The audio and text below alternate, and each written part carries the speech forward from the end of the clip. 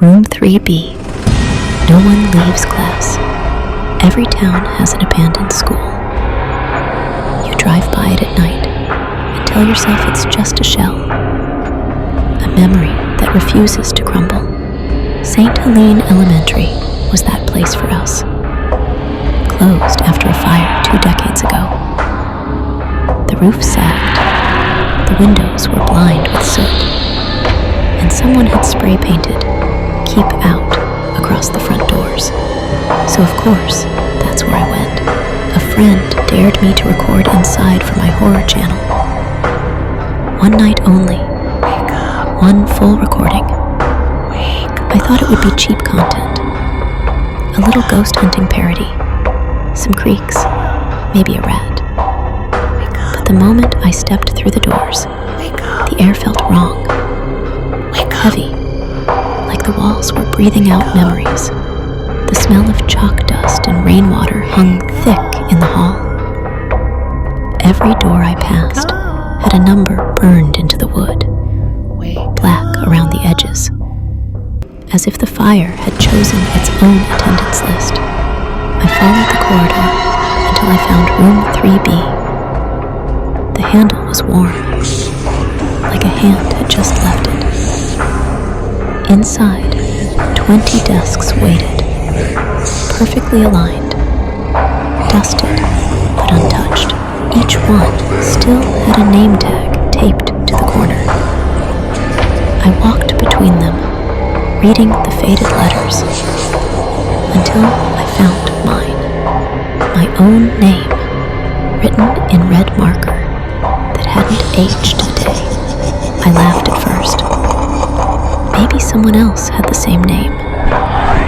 But then the intercom crackled above me, and a child's voice said, "Present, just once, soft and clear."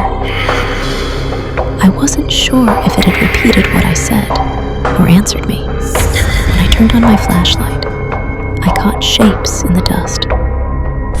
Outlines of children sitting at their desks. They weren't solid, just smudges in the air, like breath on cold glass. They faced the blackboard, and there, chalk began to move on its own, scratching words. Class begins when the last one arrives. I whispered that I was leaving. The door closed by itself. I tried another. It opened into the same classroom. Every hallway, every staircase, they all looped back to room 3B. The school was folding itself around me. The radio on the teacher's desk switched on. Just static. Then my own voice played back. Sentences I hadn't said yet. A voice trapped a few seconds ahead of me. I think it was trying to warn me, but I couldn't make out the words. Then the bell rang. Not sharp, slow, warped, like metal underwater. One by one, the children's shadows stood up. I backed into the corner. Their faces were gone, replaced by ash that drifted upward instead of falling.